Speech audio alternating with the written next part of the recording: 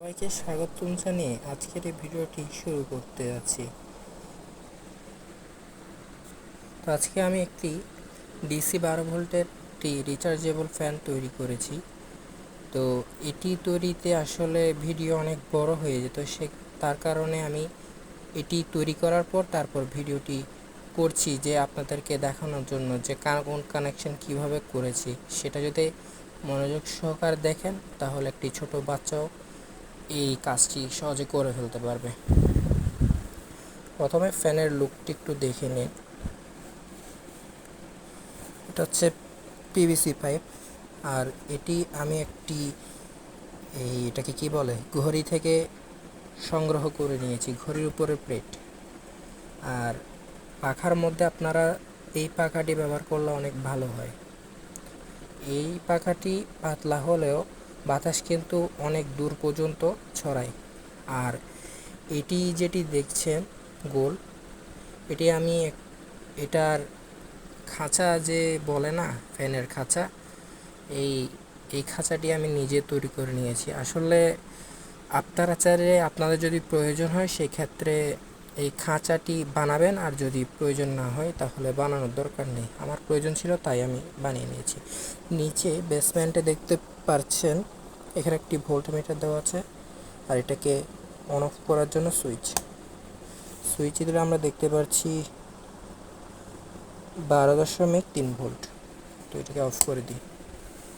আর এটি হচ্ছে ফ্যানের স্পিড কমানো এবং বাড়ানো। তো মিটারটাকে অন করি। মিটারটার কাজ হচ্ছে এখানে কত ভোল্টেজ আছে সেটা আপনাকে এখানে দেখাবে, শো করবে। তো আপনার দেখে এখানে কিন্তু চার্জ করতে পারবেন। তো এটা আমি অফ করে দিই, এখান থেকে শুরু করি। এখানে ছোট একটি লাল ইন্ডিকেটর জ্বলতেছে, আপনারা দেখতেছেন কিনা বলতে পারি না। সাথে সাথে আমাদের এটা যখন বাড়াচ্ছি স্পিড ততই বাড়তেছে। সাউন্ডটা শুনুন।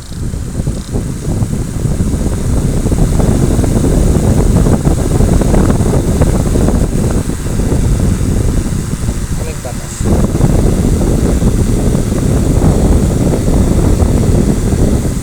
ফুল স্পিডে চালালে বেসমেন্টে একটু নাড়াচাড়া করবে এদিক সেদিক, তাই এর ভিতরে ভার কিছু রাখলে ভালো হতো। এখানে লাল ইন্ডিকেটর দেখতে পাচ্ছেন, ভোল্টেজটা দেখলে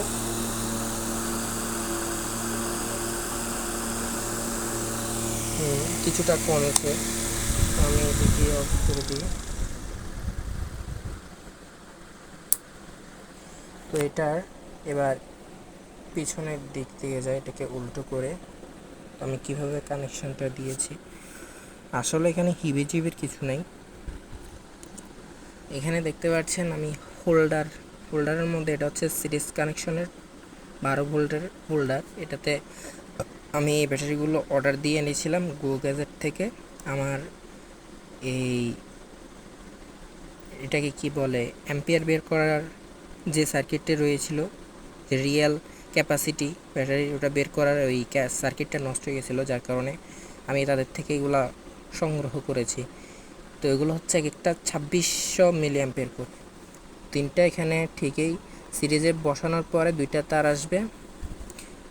এই এই যে দুইটা তার দেখতে পাচ্ছেন না, এই দুইটা তার হচ্ছে এই ফ্যানের এই দুইটা তার এই মোটরে প্লাস মাইনাসে চলে যাবে। আর এখান থেকে দুইটা তার প্লাস মাইনাস এখানে হচ্ছে পাওয়ার প্লাস মাইনাস আছে, যেমন দেখাই। আপনারা দেখতে পাচ্ছেন power minus, power plus, motor plus. এখানে তারা একটু ভুল করেছে, মোটর দুইটাতেই মাইনাস দিয়েছে, একটা প্লাস হবে। সেটা কোনো সমস্যা না, এটা তার দিয়ে জাস্ট এটাকে অন করলে বোঝা যাবে। বাতাস যদি পিছনের দিকে যায় আপনি এখান থেকে পাল্টাতে পারেন, অথবা এখান থেকে তার অদল বদল করে দিলে বাতাসটা সামনের দিকে চলে আসবে। আর মিটার যুক্ত করার জন্য মিটারের এখানে 3টা পয়েন্ট থাকে। আর এখানে হয়তো দেখতে পাচ্ছেন না কারণ আমি গ্লু মেরে দিয়েছি এখানে। তো ওই গ্রাউন্ড একটি থাকে, পজিটিভের সাথে একটা মাঝখানে একটা থাকে, এই পজিটিভ আর মাঝখানের যে অংশ ওইটা শর্ট করে এই কেবলটা লাল, ঠিক আছে, এই লালটার সাথে একটা এই সবুজ কালার রঙের তার যুক্ত করেছি সুইচের সাথে, এটাকে অন অফ করার জন্য। এটা হচ্ছে মিটারের পজিটিভ, আর এটি হচ্ছে নেগেটিভ।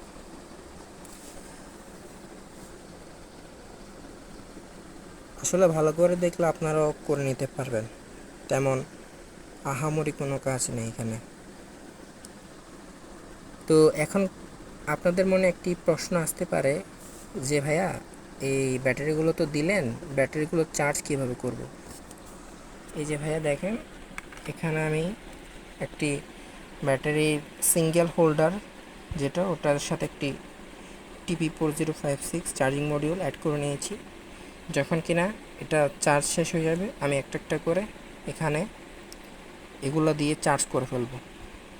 এটা কিন্তু অটো কাট করে, তাই ব্যাটারি খুবই সেফলি চার্জ হবে।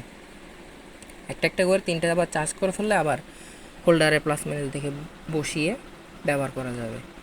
তো আমি চাইলে এরকম না করে BMS আর এটি হচ্ছে QC ডিকয় মডিউল, এটির সাহায্যেও এই BMS-এর সাথে এই ব্যাটারির যে চারদিকে চারটি তার বের করে এখানে এই যে দেখেন কানেকশানটা করে এখান থেকে আবার পাওয়ার নিয়ে প্লাস মাইনাস পাওয়ার নিয়ে এখানের পজিটিভ নেগেটিভে দিয়ে বাস ফাস্ট চার্জিং দিয়ে এটাকে চার্জ করতে পারতাম। কিন্তু আমার এই যে দেখেন ব্যাটারিগুলো, এগুলো অন্য কাজে লাগবে, যার কারণে আমি এটা পার্মানেন্টলি ফিক্সড করিনি। আমার যখন প্রয়োজন হবে আমি তখন ব্যাটারিগুলো খুলে অন্য ডিভাইস চালাতে ব্যবহার করব। তো ভিডিওটি আপনাদের কাছে কেমন লাগলো তা অবশ্যই কমেন্টে জানাবেন, আর এরকমই নিত্য নতুন ভিডিও পেতে আমাদের চ্যানেলটি সাবস্ক্রাইব করে পাশে থাকা বেল আইকনটি প্রেস করে রাখতে পারেন।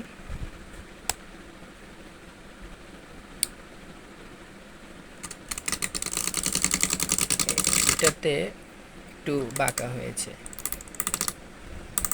এটা সোজা করে দিলে ঠিক হয়ে যাবে। এই যে এটা প্লাস্টিকটা অনেক নরম, তো তাই এভাবে।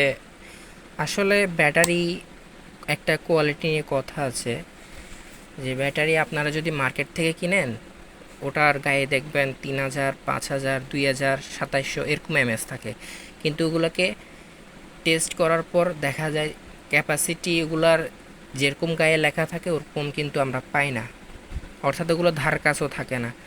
তাই আমি এই ব্যাটারিগুলো অর্ডার করে এনেছি, এগুলো ভালো ব্যাকআপ দিবে।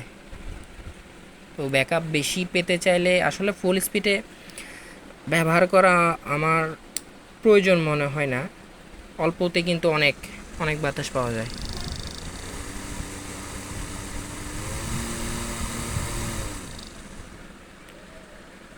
তো ভিডিওটি এখানে শেষ করছি।